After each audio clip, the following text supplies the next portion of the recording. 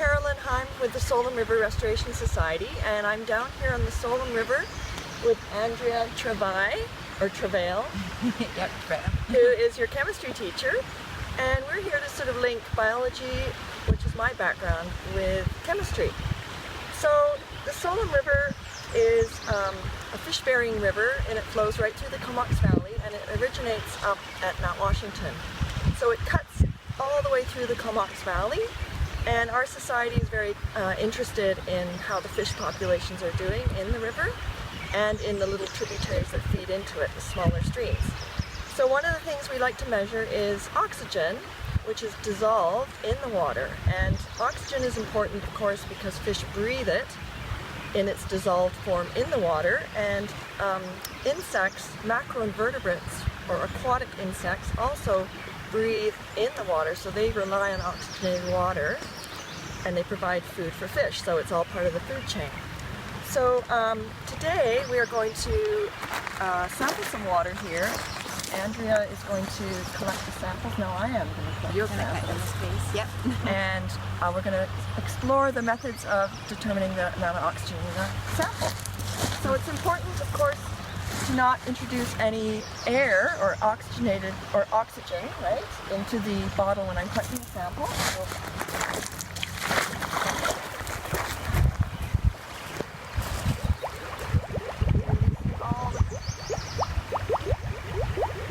bubbles are leaving, and then I'm going to put the lid on, and there's no air. That looks My perfect. arm is wet, but price you pay for science. That looks perfect. And this little one. So the large sample we're going to take back to the lab. Yep. And I'm This one we're going to process right here, live on the banks of the Tsolum River.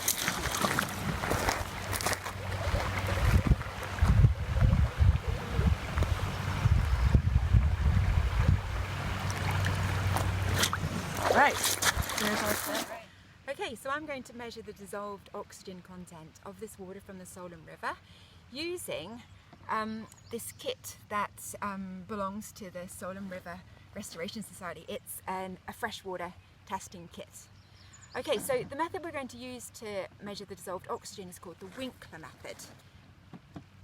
Okay, the first stage is you add some manganese 2-sulfate solution. So I'm going to add 8 drops. This is very concentrated, that's why you can see it's a nice pale pink colour. 1, 2, 3, 4, 5, 6, 7, 8. Okay, so you should have seen it sink, and that's because it's just so concentrated. So it's denser than the river water, so it's sinking in. Okay, right now no reaction has occurred. All we've got is a more dilute solution of manganese 2-sulfate. But what I'm going to do now is add 8 drops of an alkaline potassium iodide solution. Now, under alkaline conditions, the manganese 2 ions can react with the dissolved oxygen to form manganese 4 oxide, which is a brown precipitate. So as I add this, we should see, if there's any oxygen in this water, we should see a brown precipitate forming. So 1, 2, 3, 4, 5, 6, 7, 8. Okay, so you can see it's gone a kind of cloudy brown colour. I'm going to put the lid on and give it a shake to ensure that everything's got really mixed.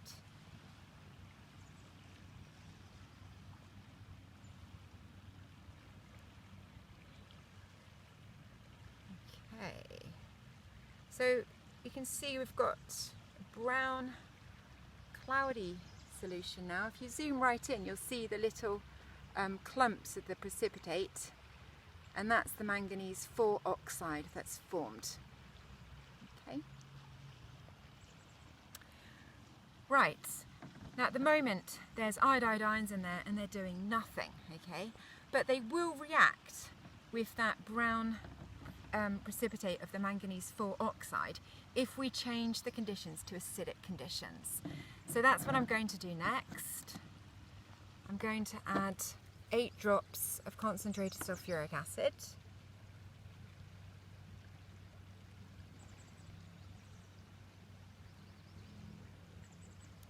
Okay, so under acidic conditions, the manganese 4 oxide will react with the iodide ions, okay, to form again the manganese 2 ions, but also iodine. Okay, and iodine is, when dissolved in water, is a brown solution. Okay, so if we zoom in, you can see that the manganese 4 oxide is starting to break down and react with, there's less of it now, so it's reacting with the iodide to form iodine.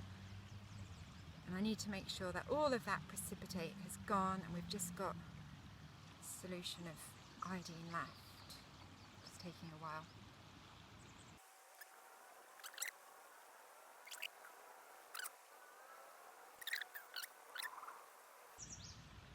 Okay, I think we're there. So if you zoom in, you should now see a clear brown solution. There should be no solid particles in there anymore. Okay, so we've now got a solution of iodine, which the amount of iodine in here is directly proportional to how much oxygen was originally dissolved in that water. And so we can measure the amount of iodine by titrating it against sodium thiosulfate. So that's what we're going to do next. We're going to take 20 ml of this.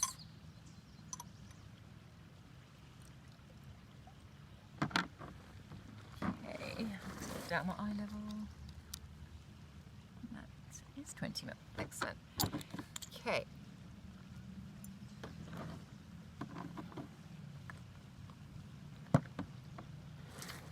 Okay. So we've got sodium thiosulfate solution here.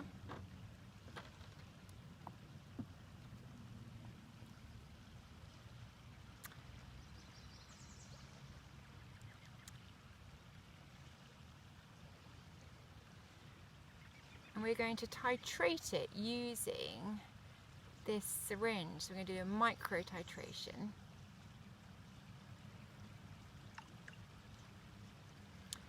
And this kit is amazing because it's got the concentration of the sodium thiosulfate and this syringe perfectly set up so that the amount of sodium thiosulfate that I add, the calibrations on the syringe correspond exactly to the parts per million of oxygen that was dissolved in the water. Okay, right, so when sodium thiosulfate reacts with iodine, okay, it forms iodide, which is colourless. So as I add every drop of sodium thiosulfate, okay, we should be getting a paler and paler yellow, and eventually it will go colourless. So it's a bit paler. But it's very difficult to know when something's extremely pale yellow the instant that it becomes colourless. Okay, so we have a way to make this endpoint clearer, and that's by adding starch as an indicator. Okay, so now it's a very pale yellow. If we add 8 drops,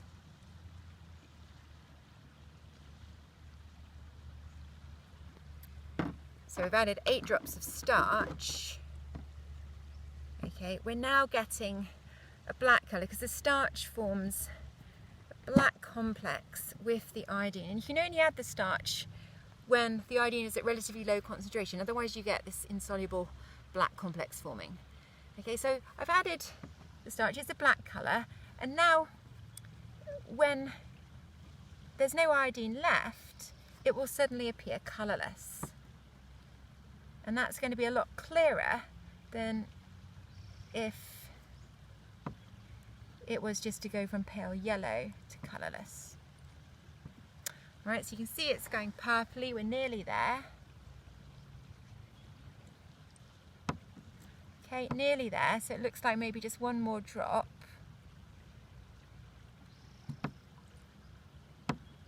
And yeah, that is colourless. Okay, so if I read this scale, I'll let you read it. So we're reading the bottom of the plunger. Okay, so it's looking at, it's just over 8.8, nearly 8 point, I'm going to say 8.9 parts per million. Okay, right, shall we test that with the oxygen meter? So the dissolved oxygen in the river was 8.9 parts per million, which is excellent. Anything over 5 is really great for fish. And the Tsolum is quite aerated because it's flowing. So, but unfortunately I can't use the Winkler method when I need to measure the dissolved oxygen because it takes too long. So we have a handheld unit, and it will instantaneously give you the amount of oxygen in the river, and it's pretty spot on to what Andrea's measurement is. Fantastic. So we have another little creek that we're going to go visit now that has, we know it has poor oxygen, low oxygen, so we're going to do a little comparison check there to see how low it is. So let's go over there now and do another Winkler method. Awesome. Okay, so here we are in a pond, and this is a little section of Towhee Creek. Towhee Creek is a seasonal stream that starts up behind Vanier High School and flows down through the Comox exhibition grounds, and it flows into a series of ponds. This is the pond that's closest to the Tsolum, and the problem with this pond is that it's no longer connected to the Tsolum because we've had such a dry spring. It's called an isolated pond, so the fish that are in this pond can no longer migrate into the river and go to the ocean, which is what they want to do this time of year. So we have been pulling the fish out of the pond, and so far we've pulled over 1,000 smolts out of this pond. It doesn't look like much. The problem with the pond now is the dissolved oxygen levels are going down and down, so that soon it will be lethal to fish and they will no longer be able to survive. So we're on a race against time to try and save as many fish as we can before the oxygen levels get critically low. We're going to do a sample though and take it to the lab and see exactly what the levels of dissolved oxygen are in this rather nasty looking water. So I'm collecting the sample, making sure there's no bubbles. There it is. And we're going to take another sample so that we can do the Winkler method with the kit that we use down by the Tsolum to compare. Right, so I'm going to measure the dissolved oxygen in the sample that Caroline took from the Towhee Creek pond. I'm going to use exactly the same method as before. So add 8 drops of the manganese 2 sulfate.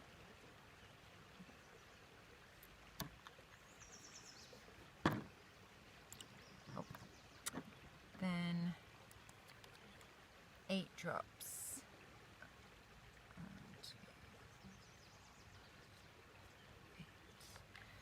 Okay, so I've just added the alkaline potassium iodide. Okay, so the alkaline conditions enable the dissolved oxygen to react with the manganese 2 ions to form the manganese 4 oxide, which is a brown precipitate, and you can see that we haven't got anywhere near as much of that brown precipitate this time. So that shows us that there isn't as much oxygen in there that can react with the manganese 2 ions.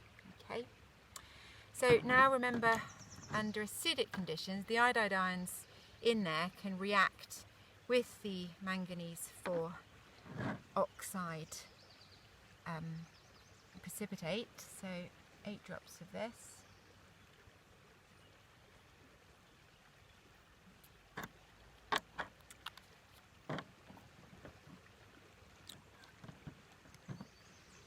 Okay, so giving that a shake, and yeah, this time that precipitate of the manganese 4 oxide is going a lot quicker because there wasn't so much of it, and the solution of iodine that is forming is a much paler yellow.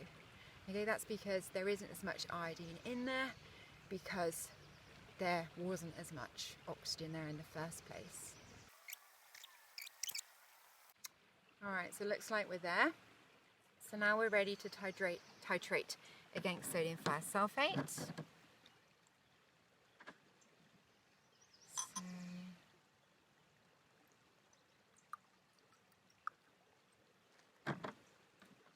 it's getting 20 ml.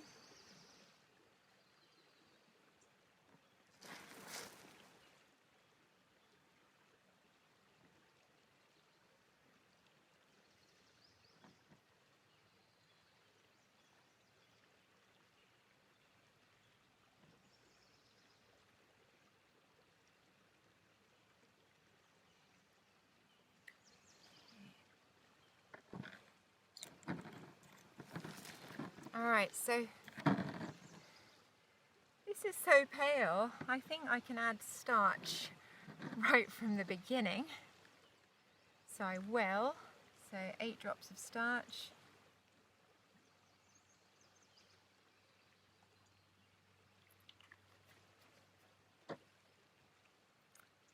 Okay, so there we go. We've got the blacky colour from the starch. Now we'll get the sodium thiosulfate.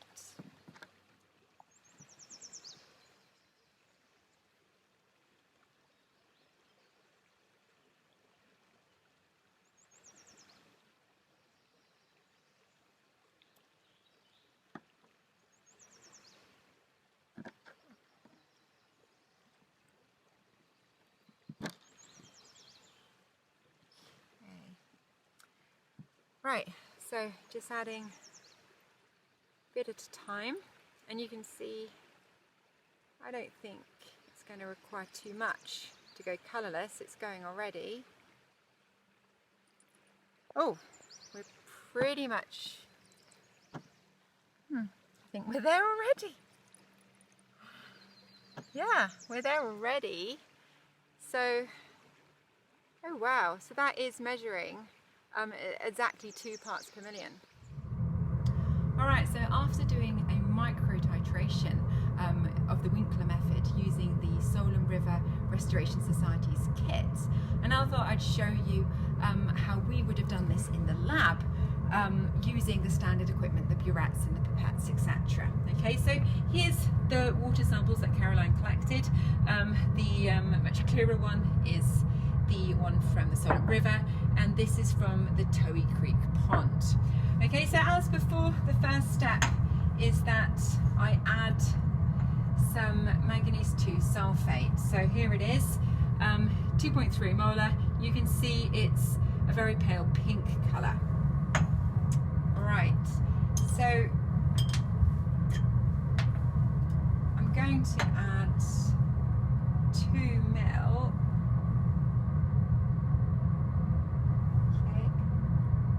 Each, and you should see it sinking.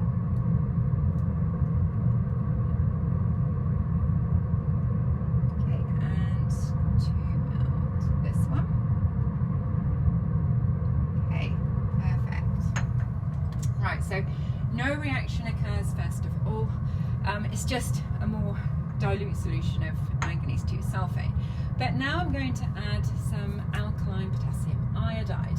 Again, and this is going to enable the first reaction to occur. The manganese 2 ions will combine with the dissolved oxygen to form manganese 4 oxide, which is that solid. So now I'll drop 2 ml of this in.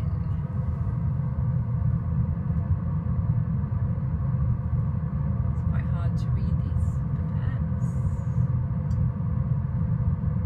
Okay, so dropping this in, and we can see as before we're getting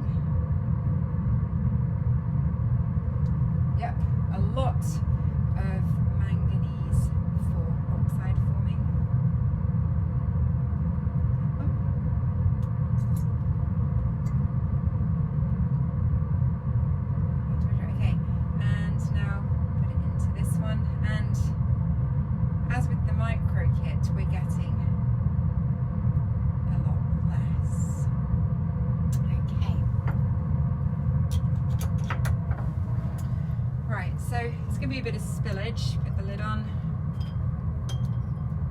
Okay, and then we're just going to invert to mix. As you can see, these bottles mean that no extra oxygen from the air is able to come in.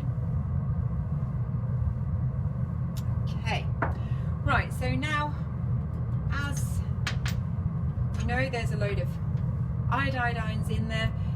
The iodide ions cannot react with the manganese 4 oxide. They need acidic conditions to do that. So now I'm going to add concentrated sulfuric acid. Okay.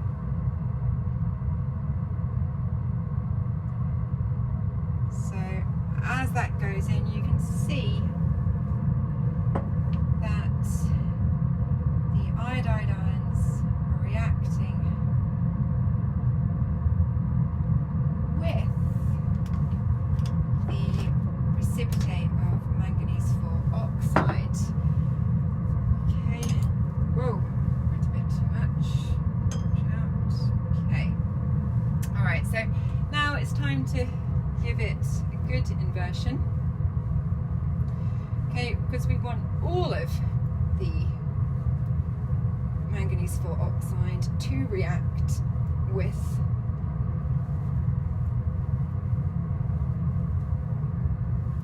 the iodide ions, okay, to produce iodine.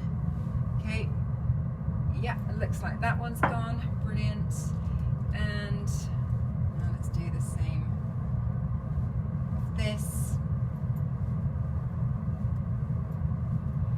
And as before, you can see, it's quite nice to have them both next to each other. You can see that the concentration of iodine in the Towhee Creek pond sample is so much more dilute than that of the Tsolum River sample, and that's because there is less dissolved oxygen. Okay, less dissolved oxygen means less manganese 4 oxide, which then means less iodine.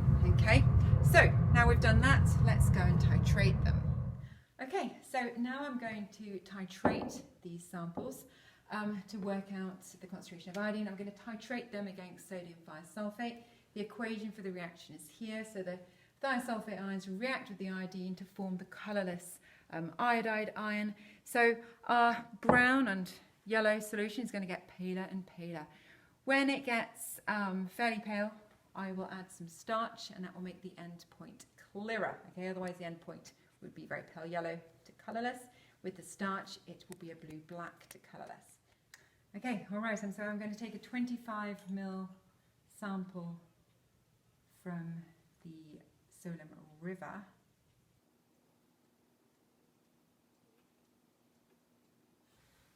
Okay. All right.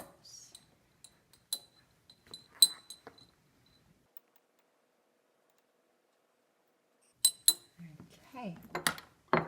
Right. So the burette is at 7.80. So 7.80. Right. So let's go. So as I add the sodium thiosulfate, you can see that it's going colourless where it hits, because it's reacting with the iodine to produce iodide, which is colourless. So to make the endpoint clearer, I'm going to add some starch, so I get the nice blue colour. Okay, and so we're looking for the endpoint going from this blue colour, oh, we're very close, to colourless.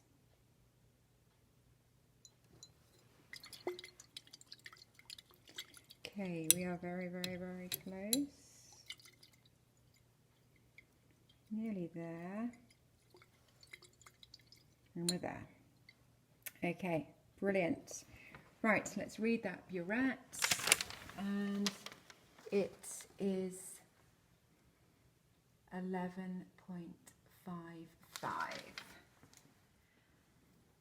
Okay, so now I'm going to take a sample from the Towhee Creek pond.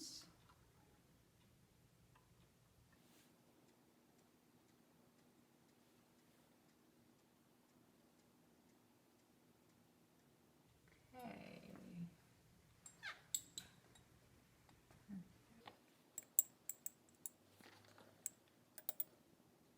Right, now the other titer was pretty small. This one's going to be even smaller. And that, as when I did the micro titration, I'm going to add the starch straight away. Okay, so there's the bluey colour. All right, so the burette is at where I left it, 11.55. Okay, so this is going to be quick. Okay, we're really nearly there already.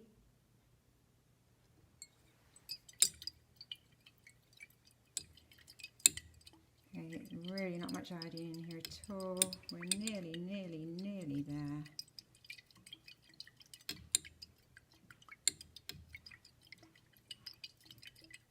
And yeah, we're there.